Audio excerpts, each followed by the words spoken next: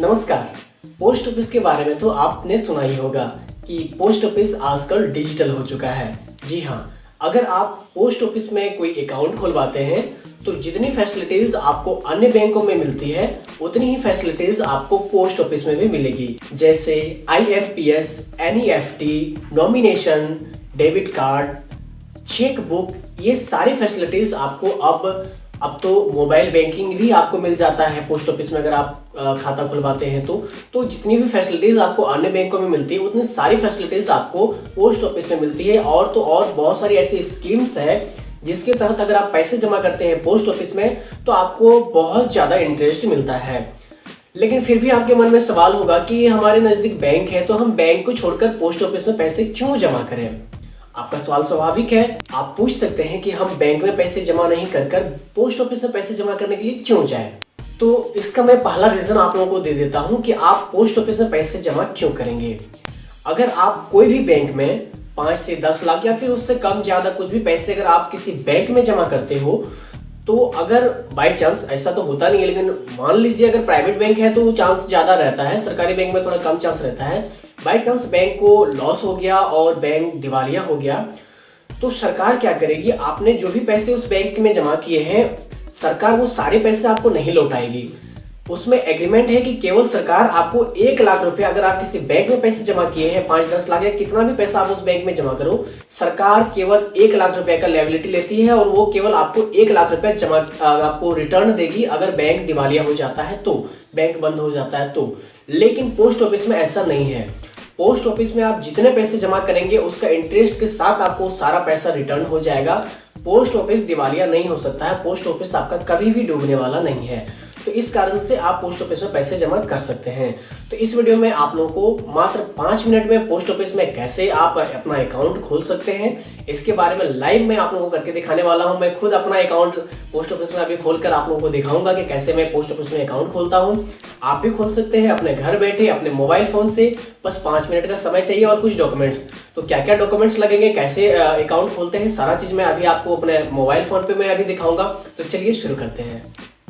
और एक रिक्वेस्ट आप लोगों से मेरा है कि अगर आप मुझे फेसबुक पे देख रहे हैं तो हमारे पेज को लाइक कर लें। अगर आप मुझे यूट्यूब पे देख रहे हैं तो हमारे चैनल को सब्सक्राइब कर लें। और अगर आप मुझे अपने वेबसाइट पे देख रहे हैं तो ईमेल आईडी डालकर हमारे वेबसाइट को फॉलो जरूर कर लें। तो चलिए शुरू करते हैं। तो चलिए सबसे पहले आपको अपने मोबाइल फोन पे आ जाना है। मोबाइल फोन पे आप देखिए प्ले स्टोर आपके मोबाइल फोन पे होगा। आप अपने प्ले स्टोर पे चले जाएं। प्ले स्टोर पे आने के बाद आपको यहाँ पे ऊपर सर्च करना है, सर्च फॉर एप्स जो लिखा हुआ है एंड गेम्स, यहाँ पे आपको सर्च करना है IPPB। जैसे ही आप IPPB सर्च करेंगे तो यहाँ पे IPPB मोबाइल बैंकिंग आपको मिल जाएगा। IPPB मोबाइल बैंकिंग आपको यहाँ पे सर्च कर लेना है।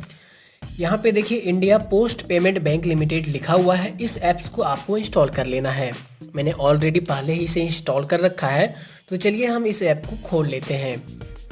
इस ऐप्स को जब आप खोलेंगे तो आपको कुछ परमिशन, फर्स्ट टाइम जब आप खोलेंगे तो परमिशन मांगेगा। आपको सारा परमिशन को अलाउ कर देना है क्योंकि मैंने पहले से इसे इंस्टॉल कर रखा है तो मैंने उसे सारा परमिशन दे दिया है। फर्स्ट टाइम जब आप इसे खोलेंगे तो कुछ परमिशन आपको मांगा जाएगा मीडिया वगैरह रीड करने का, तो आपको सब में अलाउ कर देना है। 2 परमिशन इसमें मांगा जाता है। तो यहाँ पे अगर आप देखें तो welcome to IPPB mobile banking लिखा हुआ है। उसके बाद नीचे लॉगिन का ऑप्शन है, लॉगिन नाउ। और जस्ट नीचे अगर देखें तो न्यू टू IPPB, यहाँ पे ओपन योर अकाउंट नाउ पे आपको क्लिक करना है जब फर्स्ट टाइम आप यहाँ पे अकाउंट खोलेंगे तो। क्योंकि फर्स्ट टाइम में यहाँ पे अकाउंट खोलने के लिए आप लोगों को बता रहा हूँ। तो यहाँ पे आपको एक ओपन योर अकाउंट नाउ पे आपको क्लिक कर देना है। जैसे ही आप यहाँ पे क्लिक करेंगे तो पहले आपको यहाँ पे अपना मोबाइल नंबर डालना होगा और आपको यहाँ पे अपना पैन कार्ड नंबर डालना होगा। पैन कार्ड और आधार कार्ड नंबर 2 ही चीज़ से आपका अकाउंट जो है यहाँ पे खुल जाएगा। तो पहले मुझे यहाँ पे पैन कार्ड डालना पड़ेगा। तो पहले हम मोबाइल नंबर और पैन कार्ड नंबर यहाँ पे डाल लेते हैं और कंटिन्यू पे क्लिक करेंगे। मोबाइल नंबर और पैन कार्ड डालने के बाद जैसे हम कंटिन्यू पे क्लिक करते हैं तो मेरे मोबाइल पे एक OTP भेजा जाता है। यहाँ पे मुझे वो OTP डाल के फिर से सबमिट करना पड़ेगा। तो अभी तक तो OTP आया नहीं है। जैसे ही OTP मुझे आ जाएगा हम OTP डाल के यहाँ पे सबमिट बटन पे क्लिक करेंगे। देखिए मुझे OTP आ गया है। इस OTP पे हम देख लेते हैं मेरा OTP क्या है। मेरा OTP है 878256। मैंने यहाँ पे अपना OTP डाल दिया और जैसे ही हम OTP डालेंगे ये ऑटोमेटिक रीड कर लेगा और मुझे नेक्स्ट स्टेप पे ये ले जाएगा। अब यहाँ पे मुझे अपना आधार कार्ड नंबर डालना होगा, उसके बाद री इंटर आधार कार्ड, 2 बार मुझे आधार कार्ड नंबर डालना पड़ेगा। और नीचे यहाँ पे 2 टिक है, यहाँ पे दोनों पे आपको ये परमिशन दोनों पे आपको क्लिक कर देना है और सबमिट बटन पे क्लिक कर देना है। तो पहले हम यहाँ पे अपना आधार कार्ड नंबर आप डाल देते हैं। आधार कार्ड नंबर डालकर जैसे ही आप सबमिट करेंगे तो एक OTP आपको फिर से भेजा जाएगा उस नंबर पे जो मोबाइल नंबर आपका आधार कार्ड से लिंक है। तो मेरा आधार कार्ड से जो मोबाइल नंबर लिंक है उस मोबाइल नंबर पे मुझे एक OTP आएगा, वो OTP यहाँ पे फिर हमको डालना पड़ेगा। उसके बाद फिर से हमको सबमिट बटन पे क्लिक करना होगा। तो जैसे ही मुझे OTP आ जाता है उसके बाद हम यहाँ पे सबमिट बटन पे क्लिक करेंगे। तो देख लेते हैं OTP मुझे कितना लेट से आता है। OTP मुझे आ गया है। तो चलिए हम मेरा जो OTP है वो हम देख लेते हैं क्या है। तो मेरा है 777-272 777-272। मैंने यहाँ पे अपना OTP डाल दिया है। उसके बाद देख लेते हैं OTP मेरा रीड कर लेता है कि नहीं। हाँ, मेरा OTP जो है वो रीड हो चुका है। अब यहाँ पे देखिए मुझे 5 स्टेप यहाँ पे फॉलो करने होंगे। जैसे सारा स्टेप मैं फॉलो कर लूँगा मेरा अकाउंट जो है वो खुल जाएगा। तो सबसे पहले आपको ऊपर दिख रहा होगा पर्सनल इन्फॉर्मेशन। सबसे पहले आपको पर्सनल इन्फॉर्मेशन पे क्लिक करना है। देखिए मेरा आधार कार्ड में जो फोटो है वो ऑटोमेटिक यहाँ पे मेरा ले लिया है मेरा फोटो। और यहाँ पे आपको डालना क्या है, कुछ डिटेल्स मेरा ये ऑटोमेटिक यहाँ पे ले लिया है। ठीक है, यहाँ पे मदर माइडन नेम में आपको क्या डालना है कि माँ का आपका शादी से पहले क्या नाम था वो आपको यहाँ पे डालना है। उसके बाद यहाँ पे हस्बैंड वाइफ अगर है तो वो डालना है, नहीं तो फिर आपको यहाँ पे नीचे फिर मदर नेम डालना है आपका एक्चुअल में अभी शादी के बाद आपका माता का जो नाम होगा वो नाम यहाँ पे डालेंगे। फादर नेम मेरा जो है वो ऑटोमेटिक मेरा आधार कार्ड से रीड कर लिया है। फादर नेम रीड कर लिया। उसके बाद आप चाहें तो यहाँ पे ईमेल आईडी डाल सकते हैं और सबमिट कर देना है। तो मैं यहाँ पे अपना मदर नेम डाल देता हूँ, जो भी मेरा मदर नेम है। और मदर नेम डालने के बाद यहाँ पे मैं इसे सबमिट बटन सेव बटन पे क्लिक कर दूंगा। जैसे ही आप वो पर्सनल इन्फॉर्मेशन में मदर्स नेम, फादर्स नेम और ईमेल आईडी वगैरह से सब चीज़ डाल लेते हैं, उसके बाद देखिए मैंने अपना सारे डिटेल्स वहाँ पे फिल कर लिया है। तो मुझे यहाँ पे ग्रीन टिक लग गया है, मैंने पर्सनल इन्फॉर्मेशन अपना कंप्लीट कर लिया है। सेकेंड नंबर पे आपका पेन एंड कम्युनिकेशन एड्रेस है, उस पर आपको क्लिक करना है। जैसे ही उस पर आप क्लिक करेंगे तो यहाँ पे देखिए फॉर्म 16 डिक्लेरेशन है, आपको कुछ नहीं करना है, इसे सेव कर देना है।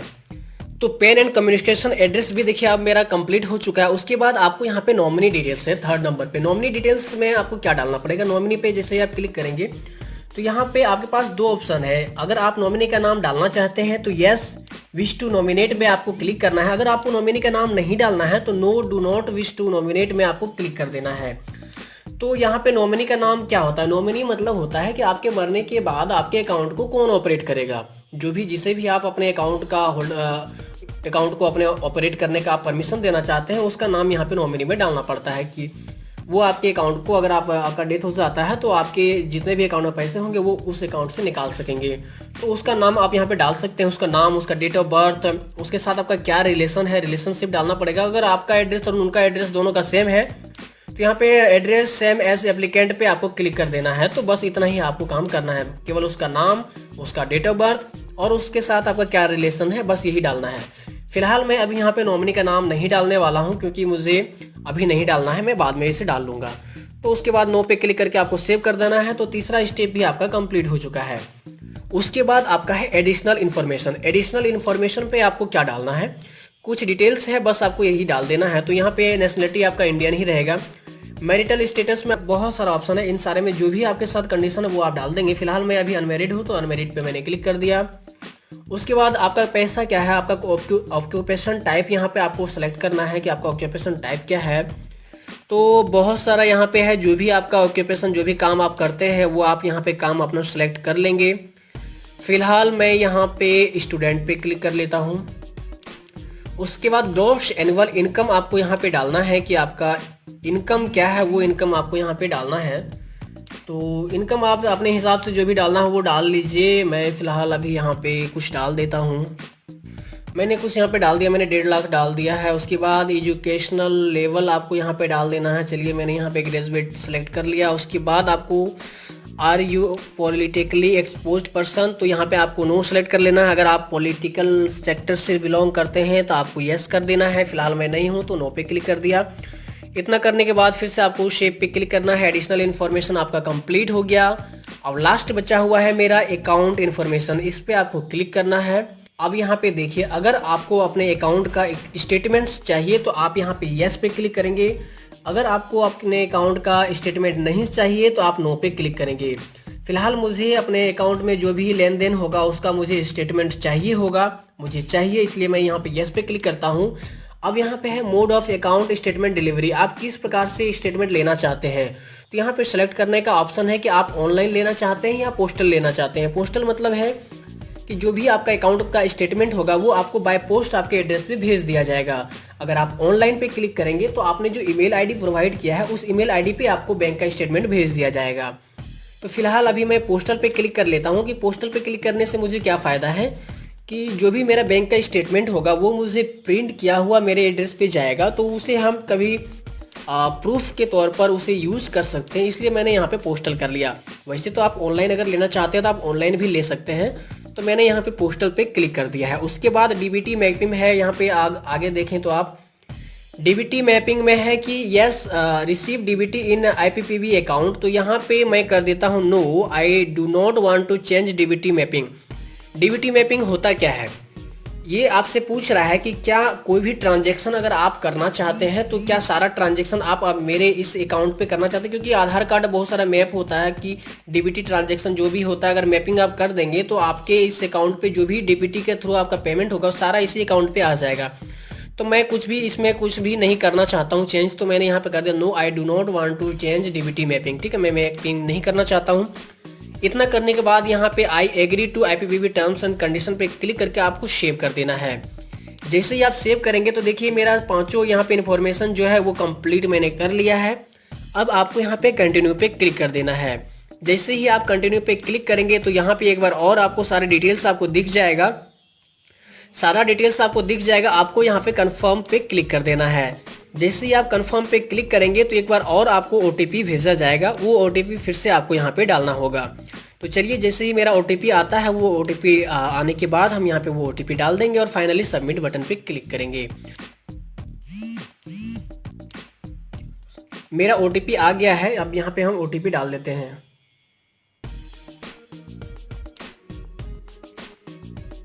जैसे ही मैं यहाँ पे ओटीपी डाल रहा हूँ ये ऑटोमेटिक जो है उस ओटीपी को रीड कर रहा है। अब देख लेते हैं कि मेरा अकाउंट यहाँ पे खुलता है कि नहीं, क्योंकि ये फाइनल स्टेज है। तो अब देख लेते हैं, ओटीपी वेरीफाई हो रहा है मेरा। देखिए अब मेरा अकाउंट क्रिएटेड सक्सेसफुली, मेरा account IPPB India post payment bank में खुल चुका है। मेरा अकाउंट देखिए सक्सेसफुली खुल चुका है। मुझे अपना कस्टमर आईडी और अकाउंट नंबर मिल चुका है।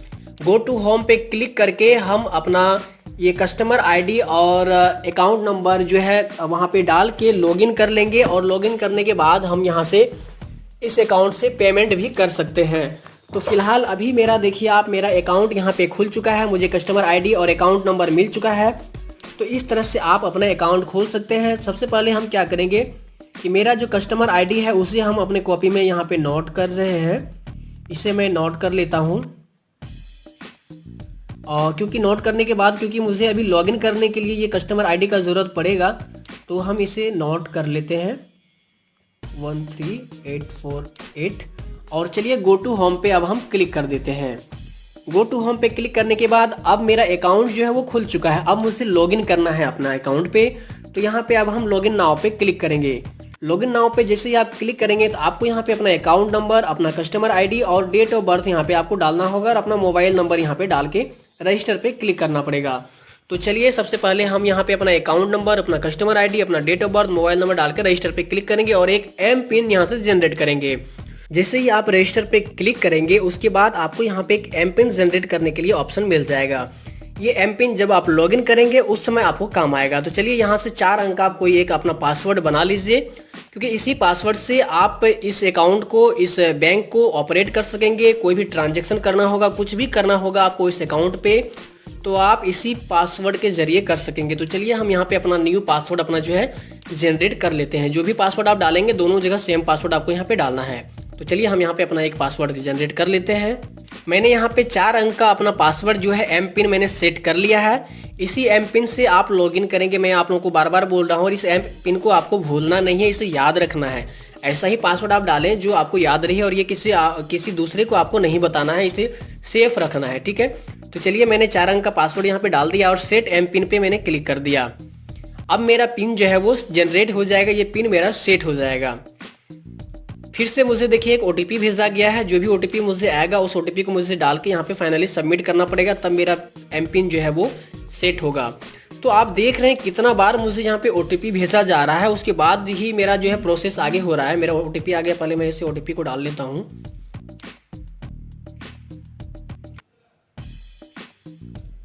मैंने यहाँ पे अपना ओटीपी डाल लिया है। ओटीपी डालने के बाद मेरा एम पिन जो है वो सेट हो जाएगा। तो बहुत ही सेफ है ये, क्योंकि बार बार मुझे ओटीपी भेज के मुझे वेरीफाई किया जा रहा है कि मैं सही पर्सन हूँ कि नहीं। देखिए मेरा रजिस्ट्रेशन सक्सेसफुली हो चुका है। एंजॉय बैंकिंग विद अस यहाँ पे करके ऑप्शन मुझे मिल गया और मुझे कुछ मैसेज भी मिला है। मैं मैसेज देख लेता हूँ कि मुझे क्या आया। Dear customer, thank you for registering our mobile banking service. It's bank that fit the palm of your hand. ठीक है, चलिए कोई बात नहीं है, मुझे एक थैंक यू मैसेज मिल गया। उसके बाद अब हम यहाँ पे, चलिए रजिस्ट्रेशन सक्सेसफुल हो चुका है। अब हम यहाँ पे लॉगिन पे क्लिक करते हैं और अब हम यहाँ पे अपना एम पिन डाल के लॉगिन करेंगे। तो चलिए हम यहाँ पे एम पिन डाल के हम लॉगिन कर लेते हैं। जो पिन मैंने सेट किया है वही पिन अब हमको यहाँ डालना है। मैंने यहाँ पे एम पिन डाल के लॉगिन कर लिया है। अब देखिए यहाँ पे हाय श्री राम कुशवाहा करके एक ऑप्शन आ गया है। मेरा जो है सेविंग अकाउंट खुल चुका है। यहाँ पे आप देख सकते हैं मेरा पूरा डिटेल्स यहाँ पे आपको दिख जाएगा। व्यू स्टेटमेंट, यहाँ पे देखिए आपको 6 ऑप्शन मिल रहा है। ये 6 ऑप्शन क्या है ये मैं आप लोगों को पूरा डिटेल्स में समझा देता हूँ। पहला नंबर में है व्यू स्टेटमेंट। व्यू स्टेटमेंट पे अगर आप क्लिक करेंगे तो यहाँ पे आप यहाँ पे बैलेंस देख सकते हैं अपना। और मेरा जो देखिए ब्रांच नेम यहाँ पे आपको दिख रहा होगा, दुमका ब्रांच, IFSC कोड मेरा ब्रांच का यहाँ पे दिख रहा है। और यहाँ से मैं अपना बैलेंस भी देख सकता हूँ। और यहाँ पे व्यू लास्ट 10 ट्रांजेक्शन पे क्लिक करेंगे तो 10 ट्रांजेक्शन जो आपका होगा वो पिछला आप यहाँ से देख सकेंगे। मैं क्योंकि दुमका में रहता हूँ तो मेरा जो अकाउंट खुला है वो दुमका ब्रांच में खुला है। ठीक है, और चलिए अब यहाँ से हम बैक चलते हैं और दूसरे नंबर पे है सेंड मनी। यहाँ से आप फंड ट्रांजेक्शन ट्रांसफर कर सकते हैं। मैनेज बेनिफिशियरी को, बेनिफिशियरी अगर आप ऐड करते हैं तो उसे मैनेज कर सकते हैं। उसके बाद मैनेज बेनिफिशियरी के जस्ट नीचे देखिए पोस्ट से, अगर आप स्वीप कार्ड से अगर यूज़ करते हैं तो उससे भी आप इसे मैनेज कर सकते हैं। और सबसे लास्ट में अगर आप देखें तो पे बाय QR कोड से भी आप यहाँ पे पेमेंट कर सकते हैं। तो इतना सारा सेंड मनी में बहुत सारा ऑप्शन है सेंड मनी में। उसके बाद पे बिल पे अगर आप क्लिक करेंगे तो पे बिल में भी बहुत सारा ऑप्शन आपको यहाँ पे देखने को मिल जाएगा। जैसे मैं आप लोगों को दिखा देता हूँ।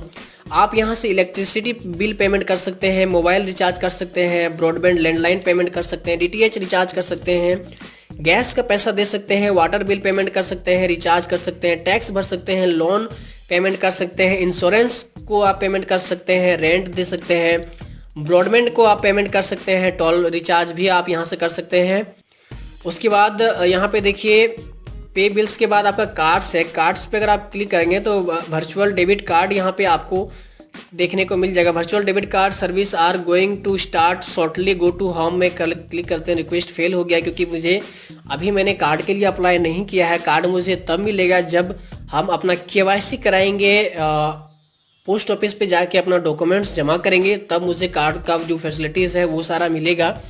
उसके बाद आप देखिए सर्विस पे क्लिक करेंगे तो सर्विसेज पे आपको बहुत सारा सर्विस यहाँ पे देखने को मिल जाएगा। चेकबुक है, उसके बाद आपका MMID मोबाइल मनी आइडेंटिफायर है, उसके बाद अपडेट नॉमिनी, आप नॉमिनी अपडेट कर सकते हैं, अपडेट पैन कार्ड कर सकते हैं, आधार सेटिंग कर सकते हैं, update email ID, update statement option है। और यहाँ पे बहुत सारा ऑप्शन आप यहाँ से अपडेट कर सकते हैं। ठीक है, उसके बाद आपका DOP सर्विस में आपका क्या है। DOP सर्विस में देखिए आपका यहाँ पे क्या है, recurring deposit public provident fund. आप यहाँ पे PPF अकाउंट भी आप कर सकते हैं। PPF अकाउंट नंबर और कस्टमर ID डाल के यहाँ से आप PPF में पैसा भी जमा कर सकते हैं। सुकन्या समृद्धि अकाउंट आप यहाँ से खोल सकते हैं, या फिर उसमें पैसे जो है अगर ट्रांसफ़र करना चाहते हैं तो आप ट्रांसफ़र कर सकते हैं। लोन अगेंस्ट रिकरिंग डिपॉजिट आप यहाँ से कर सकते हैं। तो इतना सारा सर्विस आपको यहाँ पे मिलता है। उसके बाद आप सबसे नीचे देखें तो आपको टोल फ्री नंबर एक दिया हुआ है। अगर आपको कुछ प्रॉब्लम हो रहा है तो आप इस टोल फ्री नंबर पे क्लिक करके हेल्प भी ले सकते हैं। तो फिलहाल अभी आपको इस अकाउंट में अभी आपको 0 बैलेंस दिख रहा होगा। तो आप इस अकाउंट में पैसे कैसे डालेंगे, तो पैसे डालने का आपके पास 2 ऑप्शन है। या तो आप ऑनलाइन पैसे इसमें ट्रांसफ़र कर सकते हैं, जैसे फ़ोन पे, गूगल पे का यूज़ करके आप इस अकाउंट में डायरेक्ट पैसा जमा कर सकते हैं, या फिर आप चाहें तो पोस्ट ऑफिस में जाकर भी आप अपने अकाउंट में पैसे जमा कर सकते हैं। तो इस वीडियो में मैंने सारा कुछ आपको बता दिया है इस ऐप्स के बारे में। मैंने अकाउंट खोल के भी आपको दिखा दिया और सारा जितना भी ऑप्शन यहाँ पे दिया हुआ है सारा ऑप्शंस को भी मैंने समझा दिया है। अब एक बात आप लोगों को ध्यान रखना है, आपने अकाउंट तो अपने घर बैठे खोल लिया, लेकिन आपको केवाईसी अपना कराना पड़ेगा। आपने जो पैन कार्ड और आधार कार्ड यहाँ पे डाला है, ये पैन कार्ड और आधार कार्ड का जेरोक्स आपको जाके अपने ब्रांच में जमा करना पड़ेगा। तो ब्रांच आपको कैसे पता चलेगा कि आपको कहाँ जमा करना है? तो व्यू स्टेटमेंट में जैसे ही आप क्लिक करेंगे, तो व्यू स्टेटमेंट में क्लिक करने के बाद यहाँ ब्रांच का नाम आपको यहाँ पे देखिए दिख रहा होगा। जैसे मेरा ब्रांच दुमका ब्रांच है, तो मुझे दुमका ब्रांच जाना होगा और वहाँ पे जाके अपना आधार कार्ड और अपना पैन कार्ड का जेरोक्स कॉपी जो है, और कुछ अगर फोटो मांगा जाएगा तो फोटो भी आपको वहाँ पे जमा करना पड़ेगा। तो ये आपको कब जमा करना है? इस अकाउंट को आप अभी अपना डॉक्यूमेंट्स, अगर अपना केवाईसी अगर आप 1 साल तक अगर आप वहाँ पे जमा नहीं करते हैं तो भी आपको कोई प्रॉब्लम नहीं होगा, लेकिन 1 साल के अंदर कभी भी आपको अपना केवाईसी करा लेना होगा। अगर आप 1 साल के भीतर केवाईसी अपना नहीं कराते हैं, मतलब अगर अपना डॉक्यूमेंट्स अगर आप पोस्ट ऑफिस में जमा नहीं करते हैं, तो ये अकाउंट आपका 1 साल के बाद बंद हो जाएगा ऑटोमेटिक। लेकिन 1 साल के अंदर कभी भी जब भी आपको टाइम मिले, आप जाके पोस्ट ऑफिस में अपने ब्रांच में अपना डॉक्यूमेंट्स वहाँ पे जमा कर दीजिए और आप घर बैठे अपने इस अकाउंट को ऑपरेट करिए। आप इसमें पैसे जमा कर सकते हैं। अगर आपके पास कोई और ऑप्शन है, अगर गूगल पे, फ़ोन पे वगैरह कुछ भी अगर आप यूज़ करते हैं, तो उससे आप डायरेक्ट ट्रांसफ़र कर सकते हैं इस अकाउंट में। जैसे ही आप बैंक का अकाउंट को यूज़ करते हैं, वैसे ही ये अकाउंट आपका ऑपरेट होगा। सारा फैसिलिटीज़ आपको मिलेगा। जैसे ही आप अपना केवाईसी करा लेंगे, तो आपको डेबिट कार्ड वगैरह, चेकबुक, सारा चीज़ आपको जो है मुहैया करा दिया जाएगा। तो सारा डिटेल्स आपको जो है, अगर जानकारी चाहिए इसके बारे में कि IPPB क्या है, डिटेल्स में अगर जानकारी चाहिए, कब इसका शुरुआत हुआ था, क्योंकि ये PM मोदी जी ने इनका जो शुरुआत किया है इस मोबाइल बैंकिंग को, क्योंकि उनका सपना है कि अभी जो है जियो जब से डाटा फ्री किए हैं, तो बहुत सारे लोग जो है गांव में भी मोबाइल यूज़ कर रहे हैं। तो सबके पास अभी जो है स्मार्टफोन है, तो लोग ज़्यादा से ज़्यादा लोग अपना अकाउंट जो है यूज़ कर सके, अपने मोबाइल फ़ोन से घर बैठे ट्रांजैक्शन कर सके, ऑनलाइन डिजिटल इंडिया के थ्रू जुड़ सके। इसलिए इस पेमेंट ऑप्शन को, इस अकाउंट को खोलने के लिए मोदी जी ने जोर दिया है। तो ये क्योंकि ये ज़ीरो अकाउंट पे खुलता है और आप इसमें पैसे जमा कर सकते हैं, और 100% इसकी लायबिलिटी जो है भारत सरकार लेती है। आपका 100% पैसा का जवाबदेही जो है भारत सरकार लेती है इस पे। तो आपको इसमें डरने का कोई भी ज़रूरत नहीं है, आप इसे यूज़ करिए। और अधिक जानकारी के लिए आपको मैं वीडियो के डिस्क्रिप्शन में लिंक दे दूंगा। एक मेरा वेबसाइट है .प्रतिस्पर्धा.com, वहाँ पर जाइए और आपको इस अकाउंट के बारे में बेसिक डिटेल्स जो है सारा कुछ आपको देखने को मेरे वेबसाइट पे मिल जाएगा। मैं इस पे एक आर्टिकल लिख दूंगा जिसमें आपके जितने भी क्वेश्चंस होंगे, सारे क्वेश्चंस के जवाब मैं वहाँ पे आपको दूंगा। अगर आपके मन में कोई सवाल है तो आप हमारे वेबसाइट पे कमेंट बॉक्स में क्लिक करके आप वहाँ पे कमेंट करिए। जो भी आपका प्रॉब्लम है, मैं आपके प्रॉब्लम को अपने वेबसाइट के आर्टिकल में ऐड करूँगा और आपके सवाल का जवाब भी दूंगा। तो इस वीडियो में बस इतना ही। अगर आपको वीडियो पसंद आए तो हमारे वीडियो को लाइक जरूर कर दीजिए और ज़्यादा से ज़्यादा इस वीडियो को शेयर करिए, क्योंकि ज़्यादा से ज़्यादा लोगों तक अगर ये पहुंचेगा वीडियो, तो उन्हें इस वीडियो से फ़ायदा होगा। वो घर बैठे अपना अकाउंट खोल सकेंगे और अकाउंट से लाभ भी ले सकेंगे, क्योंकि यह जो है अकाउंट जो है स्टूडेंट्स के लिए बहुत ही हेल्पफुल रह सकता है, क्योंकि जीरो बैलेंस पे ये अकाउंट खुलता है। उन्हें अकाउंट खुलवाने के लिए किसी बैंक पे नहीं जाना होगा, वो घर बैठे अपने घर से अकाउंट खोल सकते हैं और इस अकाउंट को यूज़ कर सकते हैं, इसमें पैसे जमा कर सकते हैं। बिजली बिल वगैरह सारा चीज़ तो मैंने दिखाई दिया कि सारा काम आप इस ऐप से कर सकते हैं, इस मोबाइल फ़ोन से कर सकते हैं। तो इस वीडियो में बस इतना ही। चलिए मिलते हैं फिर से एक नई वीडियो में एक नई जानकारी के साथ। तब तक के लिए बाय बाय।